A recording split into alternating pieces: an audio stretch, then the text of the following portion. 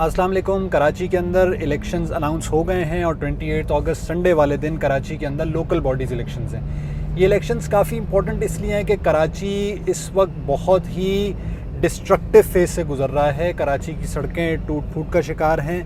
कराची के घरों के नलकों के अंदर पानी नहीं है। कराची के अंदर जब बारिश होती है तो पानी सड़कों के ऊपर रह जाता है। कराची के अंदर ट्रांसपोर्ट की फैसिलिटी पैथेटिक है as compare to any other metropolitan city of the world और पाकिस्तान के भी बड़े शहर। लेकिन कराची का मसला है ओनरशिप, और कराची वालों के पास अब क्या क्या ऑप्शंस हैं 28 अगस्त संडे वाले दिन अपने फेट को चेंज करने के लिए या उस रास्ते की तरफ चलने के लिए कराची फिर से कुछ बेहतर रहने के काबिल हो जाए, जो इस वक्त दुनिया के 5 ऐसे शहर, 5वां शहर ऐसा है जो कि रहने के काबिल नहीं है। मतलब आप अगर लिस्ट डाउन करें तो सिर्फ 4 मज़ीद इससे बदतर शहर हैं इस पूरी दुनिया के अंदर। और ये एक बहुत ही अलमिया है कि कराची जो सबसे ज़्यादा टैक्स देता है, सबसे ज़्यादा कंट्रीब्यूट करता है, उसका ये हाल है। और उसका मसला है यहाँ की ओनरशिप। यहाँ पर एक अरसे से पीपल्स पार्टी गवर्नमेंट कर रही है क्योंकि सिंध गवर्नमेंट के अंदर है और बल्दियात को इख्तियार भी नहीं दी गए, बल्दियाती इलेक्शंस भी नहीं करवाए गए, हर दफ़ा डिले किए जाते हैं। और पीपल्स पार्टी के एडमिनिस्ट्रेटर कराची को चला रहे होते हैं। इस वक्त भी मुर्तज़ा वाब साहब कराची को चला रहे हैं। और इस वक्त की पैथेटिक सूरत हाल के पीछे ज़रा मैं आपको एक फ़िगर बताऊं, वो ये है कि पिछले 14 साल के अंदर according to records Peoples Party ने सिंध के अंदर डेवलपमेंटल बजट 5,000 अरब रुपए खर्च किया है। 5,000 अरब मतलब 5,000 में 3 ज़ीरो होते हैं और 5,000 अरब का मैग्नीट्यूड ये है कि उसमें 12 ज़ीरो होते हैं। ज़ीरो ही गिनते रहें आपको कहीं 1, 2, 4, 10, 15, 20 अरब कराची में लगते हुए नज़र आए पिछले 14 साल के अंदर? नहीं नज़र आए। वो नज़र कैसे आ सकते हैं और इतना मैं क्यों इतने दावे से कह रहा हूँ ये मैं आपको आगे चल के वीडियो के अंदर बताऊँगा।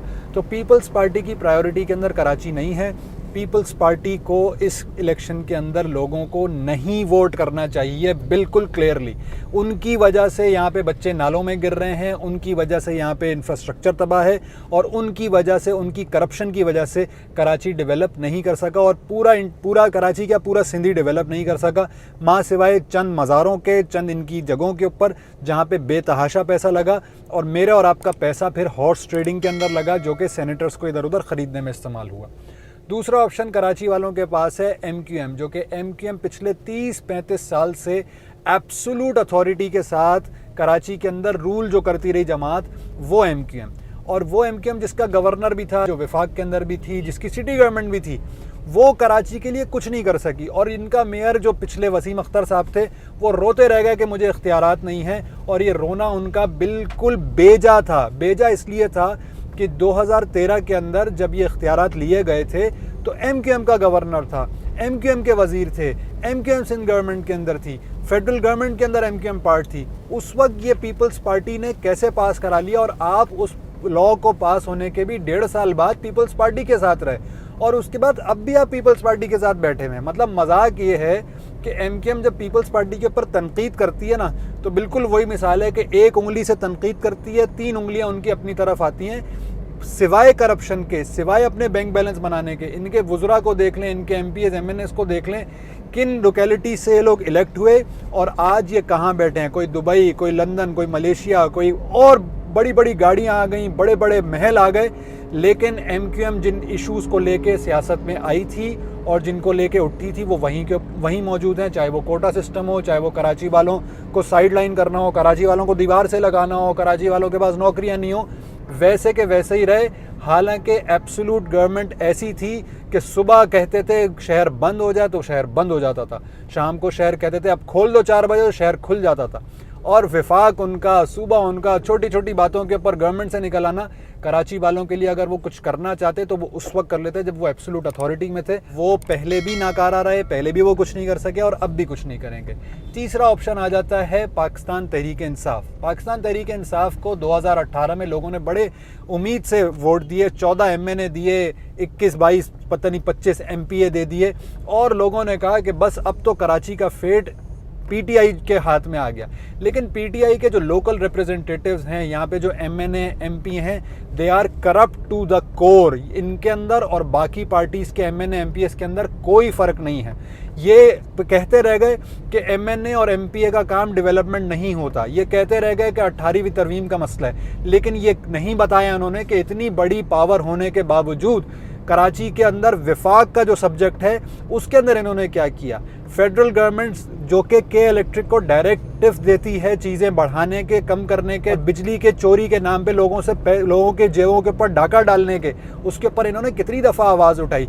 और अब जाके जो इनके मेयर के कैंडिडेट हैं, वैसे तो बहुत सारे इनके कैंडिडेट हैं, लेकिन उनमें से एक फिरदौस शमीम नकवी साहब, वो ये कहते हैं कि के इलेक्ट्रिक तो बहुत अच्छा काम कर रही है, बेहतरीन काम कर रही है, और उसकी तो मिसाल देते हैं वो।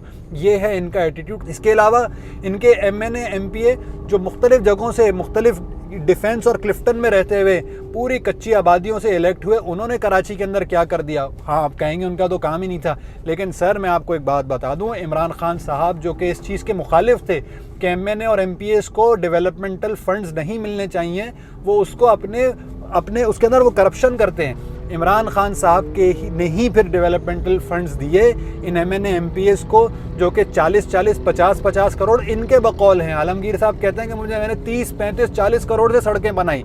आमिर लियाकत साहब कहते थे, अल्लाह ताला उनकी मग़फ़िरत फरमाए, कि उन्होंने करोड़ों रुपए से वो जहांगीर रोड और पता नहीं कौन कौन सी वो रोड्स बना दी।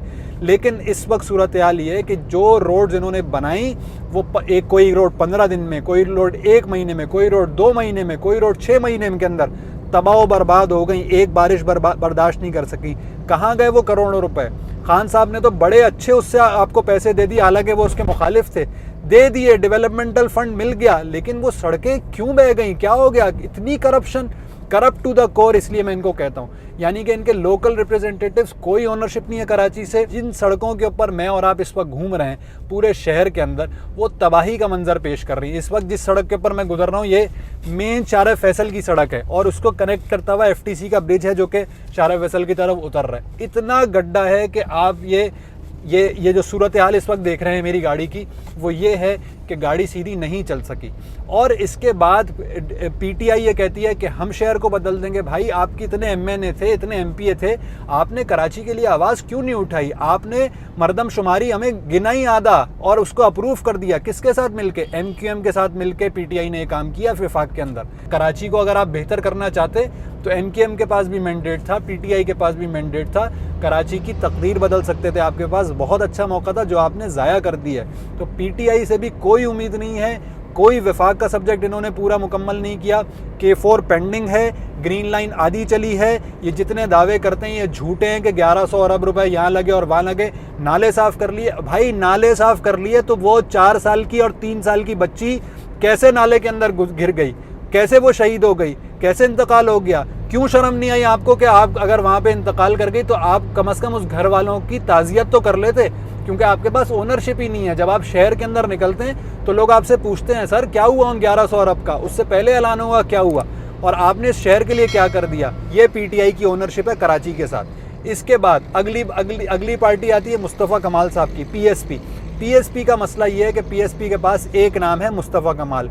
ग्राउंड लेवल के ऊपर कोई टीम नहीं है। और मुस्तफ़ा कमाल के जितने अच्छे काम हैं जो उन्होंने उस वक्त किए, वो भी मुस्तफ़ा कमाल और MQM का क्रेडिट है, और जितने गलत काम हैं वो भी MQM और मुस्तफ़ा कमाल का क्रेडिट है। तो जब वो बात करते हैं कि मैंने इतने प्रोजेक्ट्स करा दिए और मैंने ये कर दिया, मैंने वो कर दिया, ज़रा कभी बताएं कि चाइना कटिंग किसके दौर के अंदर हुई? जब एक टॉक शो के अंदर आप बैठे हुए थे, मुस्तफ़ा कमाल साहब, फिरदौस शमीम नकवी साहब बैठे हुए थे, मुर्तज़ा वहाब साहब बैठे हुए थे, वसीम अख्तर साहब बैठे हुए थे, हामिद मीर साहब वो प्रोग्राम कंडक्ट कर रहे थे। तो उस वक्त हामिद मीर ने एक मासूमाना सवाल किया कि ये बताएं चाइना कटिंग किसके दौर के अंदर हुई? वसीम अख्तर ने कहा कि ये तो बताएं, इस पैनल के अंदर ही लोग बैठे हैं जिनके दौर में चाइना कटिंग हुई। फिरदौस शमीम नकवी साहब ने कहा इसका जवाब तो हाफिज़ नईमुर रहमान देंगे, उन्होंने बड़ा अच्छा केस बनाया। मुर्तज़ा वहाब ने कहा कि नेमतुल्लाह खान साहब का केस लगा हुआ है चाइना कटिंग के खिलाफ, जो कि पार्कों की और गवर्नमेंट प्लॉट्स के ऊपर कब्जे करके आबादियाँ बना दी, जिसके आफ्टर शॉक्स अभी तक भुगत रहे कराची वाले। और मुस्तफ़ा कमाल साहब बिल्कुल खामोश हैं, आपने कोई जवाब नहीं दिया। मतलब ये है कराची के अंदर इनका किया हुआ काम। एब्सोल्यूट अथॉरिटी थी उस वक्त MQM की। उस वक्त MQM के लोग कहाँ से कहाँ पहुँच गए। MQM के लोगों के बिल बोर्ड्स, MQM के लोगों के प्लाजे, MQM के लोगों के नाम पर सड़कें, MQM के लोगों की जायदादें सारी उस दौर के अंदर हुई। और वर्कर बेचारा पिस्तरा, आवाम बेचारे पिस्तरी। ये है MQM और उस वक्त के मेयर मुस्तफ़ा कमाल साहब की हकीकत। तो मुस्तफ़ा कमाल साहब से भी कोई उम्मीद इस वक्त नहीं है कराची वालों को। इसके बाद आती है जमात इस्लामी का ऑप्शन। जमात इस्लामी इस शहर की बहुत बड़ी स्टेक होल्डर है। 3 दफ़ा इनका मेयर रहा है और तकरीबन 4 साल नेमतुल्लाह खान के और 8-9 साल उससे पहले अब्दुल सत्तार अफगानी साहब के कराची के अंदर मेयरशिप लोगों ने देखी हुई है। अच्छा, ये लोग बड़ा मज़े की बात करते हैं कि यार हमने सबको आजमा लिया, इस दफ़ा जमात इस्लामी को ट्राई करते हैं। बहुत सारे ये लोग कह रहे हैं कि हल सिर्फ जमात इस्लामी, अच्छा यार इनको भी देख लेते हैं। मैं इस बात से इख्तिलाफ़ करता हूँ। क्यों? आप ऑप्शन ट्राई नहीं कर रहे, आप टेस्ट नहीं कर रहे कि अच्छा इनको भी करके देख लें। भाई ये ऑलरेडी ट्राइड एंड टेस्टेड हैं, इन्होंने डिलीवर किया है। कभी आपने सुना कि नेमतुल्लाह खान साहब के किसी प्रोजेक्ट के अंदर करप्शन निकली हो? नहीं निकली। जो मैं शुरू में बात कर रहा था कि 5,000 अरब नज़र नहीं आ रहे, तो 5,000 अरब कैसे नज़र आते? इस तरह नज़र आते कि नेमतुल्लाह खान जब आए तो वो 6-7 अरब जो कराची का बजट था वो 3-4 साल बाद जाके 44-45 अरब रुपए हो गया। और सिर्फ 44-45 अरब रुपए के अंदर कराची की शक्ल नज़र आने लग गई, कराची के अंदर डेवलपमेंट होने लग गई, सड़कें बनने लग गई, पार्क्स बनने लग गए, फ्लाईओवर्स बनने लग गए और बेतहाशा कॉलेज खुलने लग गए, Karachi institute of heart disease हो गया, बेतहाशा काम। सिर्फ कितने 10-20 अरब से चीज़ नज़र आने लग गई। कहाँ 10-20 अरब और कहाँ इस वक्त 5,000 अरब जो कि पिछले 14 साल के अंदर डेवलपमेंट पर। कोई मवाजना है इसका? कोई कंपैरिजन है इसका? कोई कंपैरिजन नहीं। यानी कि कोई हिस्ट्री के अंदर, पाकिस्तान की हिस्ट्री के अंदर कोई ऐसी मिसाल आपको मिलती है कि एक प्रोजेक्ट हो कई अरब रुपए का और वो टाइम पर कंप्लीट हो जाए उसी बजट के अंदर? नहीं होती। बजट बढ़ जाते हैं, रेट हो गई, इन्फ्लेशन बढ़ गया, ये हो गया, वो हो गया। K3 का वाटर प्रोजेक्ट जिससे कराची को 100 मिलियन गैलन पानी मिला रोज़ाना की बुनियाद पे, बाय द वे वो आखिरी प्रोजेक्ट था, उसके बाद कोई नहीं आया। K3 water project Nematullah Khan साहब ने एग्जीक्यूट कराया, उसको मुकम्मल कराया और उसको एलोकेटेड बजट से 80 करोड़ रुपए कम बजट के अंदर मुकम्मल कर दिया। मतलब कोई मिसाल है इसकी? कोई मिसाल नहीं है। तो भाई ये लोग ट्राइड एंड टेस्टेड है। आपने कभी करप्शन का, कभी मिस कमिटमेंट का नहीं देखा होगा। अभी के इलेक्ट्रिक के खिलाफ कौन बोल रहा है? हाफिज नईमुर रहमान और जमात इस्लामी। बहरिया टाउन वालों का मसला कौन कर रहा है? कहाँ गए 21 MNA वाले? कहाँ गए वफाक गवर्नमेंट वाले? कहाँ गए सूबाई हुकूमत वाले? किसी ने बात नहीं की। बहरिया टाउन का मसला अगर हल होता तो वो जमात इस्लामी कराती है। नादरा का मसला होता कराची वालों का तो जमात इस्लामी हल कराती है। कराची के लोगों के हुकूक खसब कर लिए जाते हैं बल्दिया के अंदर, जमात इस्लामी उठाती है। किसी को तौफीक नहीं हुई। ये है जमात इस्लामी की क्रेडिबिलिटी, ये है जमात इस्लामी की परफॉर्मेंस। ट्राइड एंड टेस्टेड लोग। ऑप्शन और इसके अलावा इसलिए नहीं है कि ये option already tried and tested है। कोई आप गैम्बल नहीं कर रहे, कोई आप एक और तजर्बा नहीं कर रहे, अच्छा यार अब इनसे भी तजर्बा नहीं है, ट्राइड एंड टेस्टेड चीज़ है उसके अंदर। इसीलिए ज़रूरी है कि कराची के अंदर जमात इस्लामी के मेयर को आना चाहिए। और ये जो लोग कह रहे हैं हल सिर्फ जमात इस्लामी है, बिल्कुल ठीक कह रहे हैं। करना अब यह है कि 28 अगस्त को आपने अपना ये जो फ़र्ज़ है ना वोट का, ये अदा करना है। बहुत इंपॉर्टेंट चीज़ है कराची वालों के लिए, कराची वाले वोट डालें। उसकी वजह यह है कि आप लाख गालियां देते रहे, आप 4 साल तक बुरा भला कहते रहे पीपल्स पार्टी को और MQM को और XYZ किसी को भी, आप वोट ना डालें तो जीतता तो भाई वही है जिसका वोट होता है। सिंपल सी बात है। और आप बातें करते रहें, वोट ना डालें तो फिर कोई फ़ायदा नहीं। इसलिए ज़रूरी है कि आप 28 अगस्त को थोड़ा सा पेन लें, सुबह जल्दी उठें, नाश्ता करें, घर से निकलें और पूरी फैमिली के साथ वोट पोल करने जाएं। तराजू को किसी भी कैंडिडेट, कोई भी कैंडिडेट हो आपके एरिया के अंदर, तराजू पे उसके ऊपर आप निशान लगाएंगे तो आप हाफिज़ नईमुर रहमान को मेयर के लिए वोट दे रहे होंगे।